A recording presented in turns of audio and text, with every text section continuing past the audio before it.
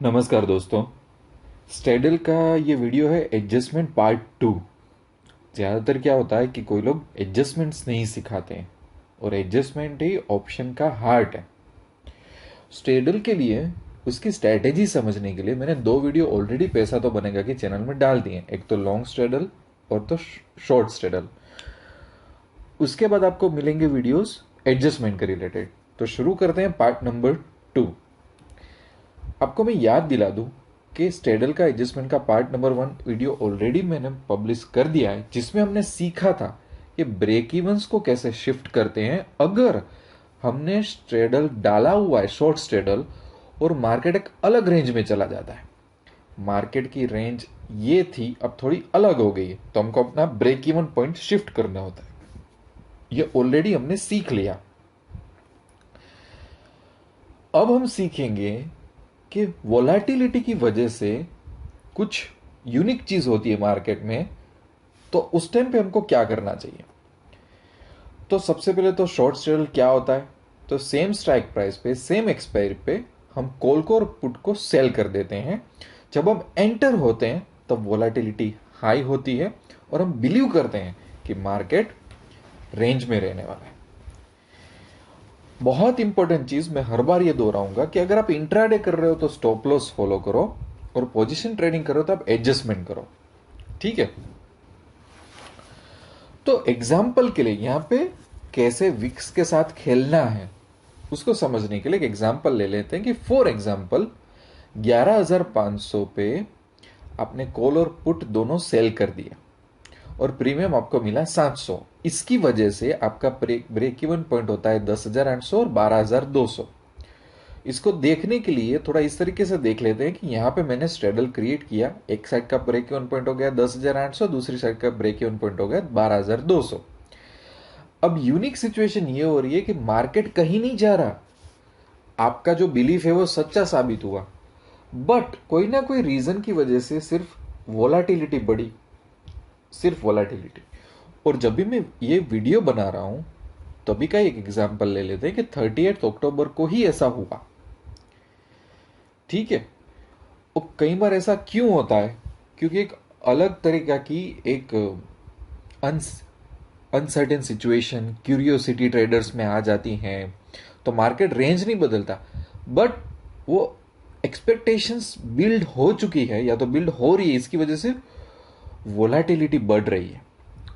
तो ऐसे सिचुएशन में हमारा प्रीमियम बढ़ सकता है। तो हमारा जो प्रीमियम 700 था वो शायद 800 900 हो सकता है। तो अगर ऐसा हो जाएगा तो हमको लॉस होने लगेगा। तो पहला क्वेश्चन हमारे माइंड में ये होना चाहिए कि अब क्या मार्केट में ऐसी सिचुएशन है कि प्रीमियम और बढ़ेगा। 900 तो हो गया, पर अभी क्या होगा ये हमें सोचना है।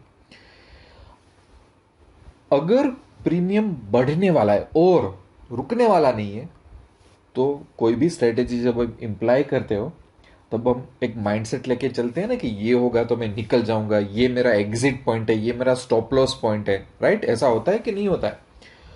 तो आपको अपना स्टॉप लॉस फॉलो करना चाहिए, इवन पोजिशनल ट्रेडिंग में भी, क्योंकि अब क्या हो रहा है कि हम एज ए सेलर घुसे हुए हैं। हम समझ रहे हैं कि मार्केट रेंज में जाएगा, मार्केट तो रेंज में, पर वोलेटिलिटी अनस्टेबिलाईज हो गई है। तो अगर ज्यादा अनस्टेबिलिटी आ रही है तो हम क्या करें, तो बैठे रहे, कितना एडजस्टमेंट करोगे, 1 2 5 10 कितने करोगे। राइट। बट अगर ऐसा लग रहा है कि नहीं, प्रीमियम स्टेबिलाईज हो जाएंगे, इससे ज्यादा नहीं बढ़ने वाला है, तो हम एक और स्ट्रेडल डाल देंगे, सिंपल, और कुछ नहीं करना है। हमारा पहला स्ट्रेडल क्या था, 10,800 12,200 प्रीमियम 700। अभी का स्ट्रेडल क्या हुआ, 10,600 की तरफ ब्रेक इवन पॉइंट मिलेगा, 12,400 की तरफ 900 पॉइंट वाला।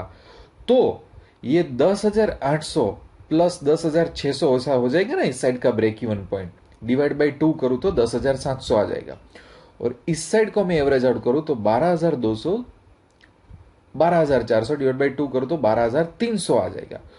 तो अब अपनी अगली रेंज क्या थी, जब स्टेटस डाला था तब 10,800 से लेके 12,200।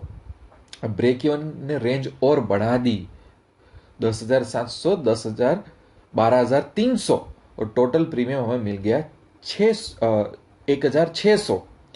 तो इस तरीके से मैंने थोड़ा एवरेज आउट करके एक और स्ट्रेडल डाल के अपनी रेंज बढ़ा ली और वोलाटिलिटी को नल ऑफ करने की मैंने ट्राई की ऐसा सिनारियो में जहां पे मुझे ऐसा लगता है कि अभी ये जो भी रीजन था उसकी वजह से ही इतनी वोलाटिलिटी आई, बाकी स्टेबिलाईज हो जाएगी। तो बस इतना ही आपको करना है, इससे ज्यादा आपको नहीं करना है। हर बार मैं ये दोहराऊंगा कि आपको ये पता होना चाहिए कि एडजस्टमेंट कब करना है और कब नहीं करना है। यहां पे अगर आपको लगता है कि वोलाटिलिटी की वजह से प्रीमियम्स अब बढ़ गए हैं, उसको वो सिचुएशन को कुछ नलीफाई करने के लिए कुछ करना पड़ेगा, तभी एक्शन उठाओ। दूसरा कि अगर एडजस्टमेंट करना है और आप नहीं किए तो धीरे धीरे मैं जैसे बोलता हूं कि प्रॉफिट वाली सिचुएशन लॉस में आती हुई दिखाई देगी आपके ब्रोकर के अकाउंट में, तो बहुत ध्यान रखना। फाइनल चीज कि अगर ऑप्शन के लिए सीरियस हो तो मैंने पैसा तो मैंने एक ऑप्शन स्कूल लॉन्च की है जिसमें लेवल 1, लेवल 2, लेवल 3 है। अब लेवल 1 में क्या है, फ्री कोर्स है, वीडियो कोर्स, जिसमें आपका फाउंडेशन ऑप्शन का एकदम सॉलिड हो जाएगा। बाद में लेवल 2 में real life tried and tested option की बढ़िया स्ट्रेटेजी और उसका एडजस्टमेंट मिलेगा। और लेवल 3 में जब भी आपको लेवल 2 के रिलेटेड कोई क्वेश्चन होगा स्ट्रेटेजी रिलेटेड, तो उसका आपको सपोर्ट मिलेगा व्हाट्सएप और ईमेल के थ्रू। तो इसके लिए अगर आप उत्सुक हो तो मुझे व्हाट्सएप या तो ईमेल कर सकते हो और अच्छा एक फाउंडेशन अपना ऑप्शंस के लिए बना सकते हो इनकम के लिए। तो बस ये मैं वीडियो यही एंड कर रहा हूं, और स्ट्रेडल के एडजस्टमेंट बाकी है उसके वीडियो मैं अपलोड करता रहूंगा, देखते रहना, लर्न करते रहना और चैनल को सब्सक्राइब कर देना। मिलते हैं दूसरे वीडियो में, तब तक के लिए I wish you lots of love and happiness.